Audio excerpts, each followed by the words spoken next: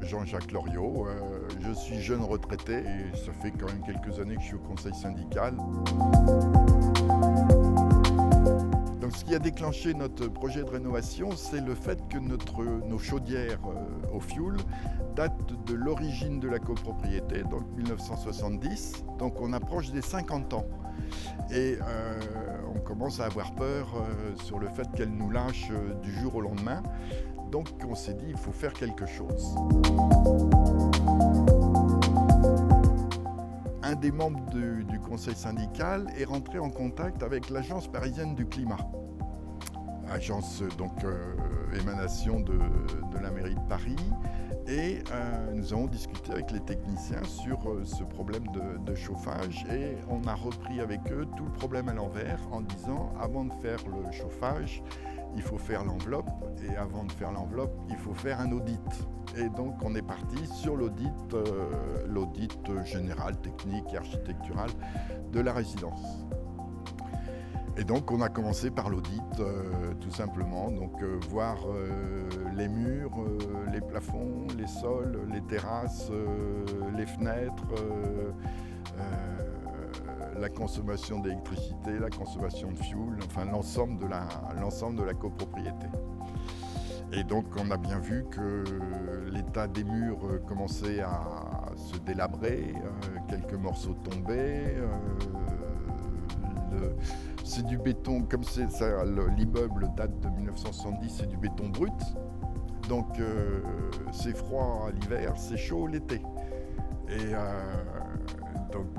nécessité de faire quelque chose pour diminuer en fait notre empreinte énergétique sur la planète, mais aussi, il faut bien le reconnaître, faire des économies au point de vue de nos charges. Après cet audit, on a vu qu'il fallait faire beaucoup de choses, donc on a désigné un maître d'œuvre qui est parti pour affiner toutes les hypothèses de travaux que nous voulions faire. Donc on a défini 3 scénarios selon l'amplitude de ce qu'il y a à faire. Et au niveau du conseil syndical, on a essayé de faire participer les copropriétaires en essayant de les informer régulièrement. L'information, c'est un peu le point clé sur une rénovation.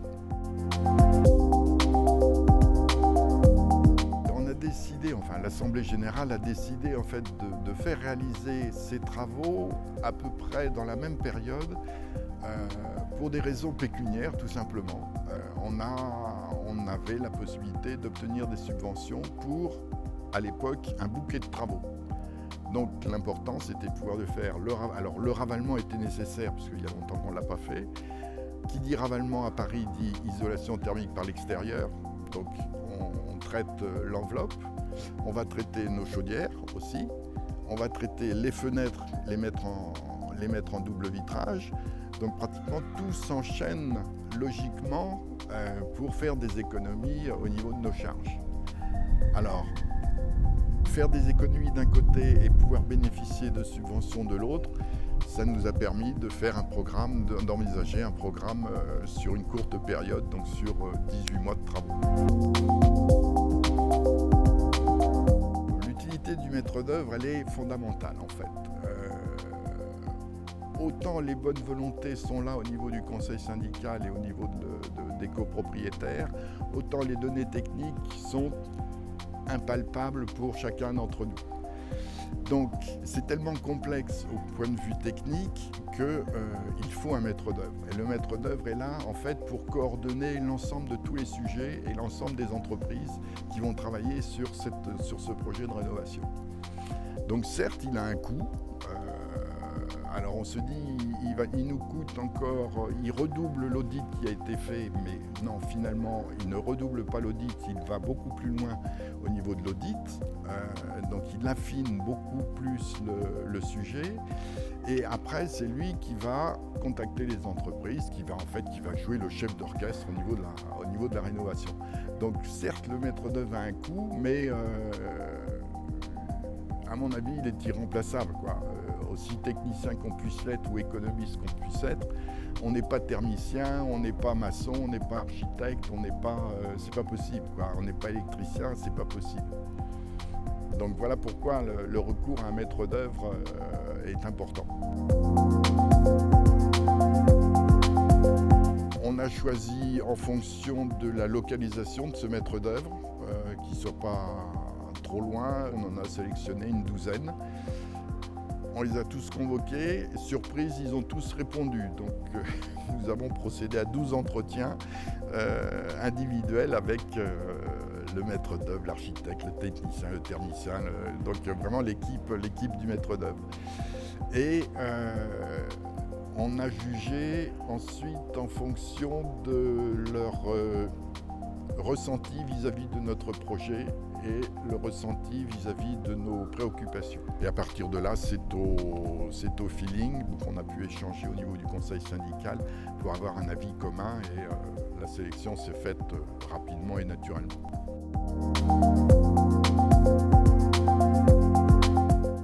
La jeunesse des équipes de Cénova nous a séduit, et leur écoute sur nos préoccupations, sur la préoccupation des copropriétaires, sur notre désir de changer, d'abandonner le fioul polluant, bien qu'on n'ait pas beaucoup d'alternatives, de redimensionner un peu l'ensemble de la chaufferie et l'ensemble de la consommation des fluides dans notre résidence. Voilà, ça a été un peu un coup de cœur avec Cénova finalement. Depuis un an, on a travaillé avec Madame Druhen de Cénova, qui est revenu visiter, revenu à l'écoute, au téléphone, par mail, bon retour, vraiment une coopération très sympathique et très efficace. Donc on ne pouvait pas demander mieux. Durant notre démarche de rénovation énergétique et architecturale, nous avons tenu à informer régulièrement les copropriétaires de nos avancées sur nos réflexions, sachant que de toute façon ils allaient décider en fin de compte. Donc on a organisé un certain nombre de réunions d'information, et dans la mesure du possible, nous avons invité le maître d'œuvre à participer à ces réunions d'information de façon à pouvoir répondre en direct aux questions techniques des copropriétaires, que ce soit d'une façon générale ou des questions tout à fait d'ordre privé sur le rebord de la fenêtre de ceci, sur le volet de cela. Pour réussir un peu une rénovation énergétique et architecturale, c'est le maître mot, l'APC nous l'avait dit, tout le monde nous le dit, informer les copropriétaires. Alors, on a fait un certain nombre de réunions. Sur 80 appartements, on était souvent déçus de la participation à une réunion. On était 10, 12, 15 maximum. Mais en fait, on s'est aperçu que les gens se parlaient entre eux et que l'information finalement passait entre les copropriétaires. Donc il ne faut pas être déçu du nombre de copropriétaires présents. L'information passe et il faut vraiment informer autant le plus possible.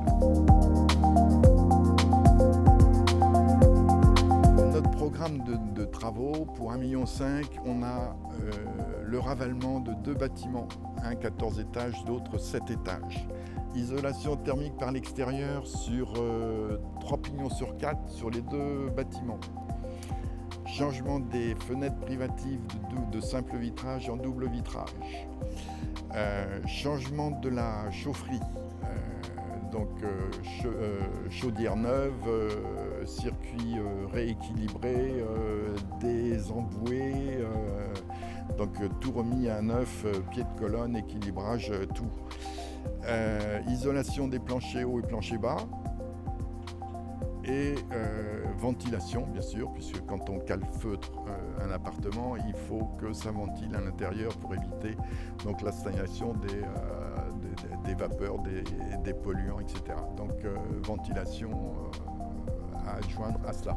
Voilà, j'ai couvert à peu près l'ensemble de la rénovation.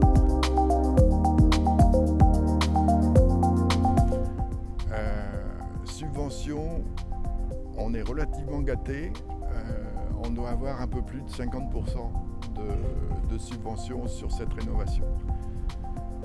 Donc c'était important de suivre les copropriétaires, de les faire participer et de leur faire bien comprendre que si on change nos fenêtres, c'est pas pour rien, c'est pour faire des économies d'énergie, et que changer ses fenêtres privatives, c'est pour le bien de l'ensemble de la copropriété, et donc pouvoir obtenir des subventions intéressantes. Par ailleurs, on profite également du système des échos prêts à taux zéro, compte tenu de notre rénovation énergétique. L'éco-PTZ, qu'on l'appelle comme ça, l'éco-PTZ s'adresse à tout ce qui concerne les économies d'énergie. Et en fait, finalement, dans notre rénovation, c'est pratiquement un peu plus de 80% de la facture globale. Donc, un éco-PTZ taux à zéro sur 15 ans, c'est intéressant. Donc, on en profite.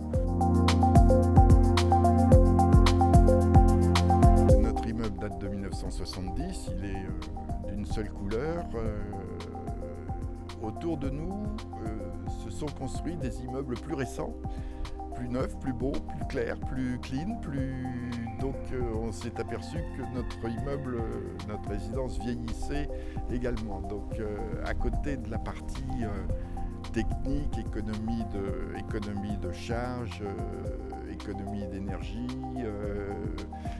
l'aspect esthétique s'est ajouté à nos préoccupations. Et outre le fait de baisser nos charges, on s'est attaché au fait qu'une rénovation entraîne une revalorisation de nos biens, une pérennisation de nos biens. L'immeuble va repartir pour X années, la valorisation est aussi importante dans cette rénovation. Finalement, grâce à l'information, l'Assemblée générale a suivi le Conseil syndical dans ses recommandations. On a recommandé l'énergétique et l'esthétique. Tout a été accepté, il faut le faire, quoi. C'est passionnant comme projet. Et puis, on va vivre dans un immeuble qui va être rénové, qui va être neuf, qui va être beau, qui va être efficace. Voilà, quoi. C'est beau à faire. Faut le faire.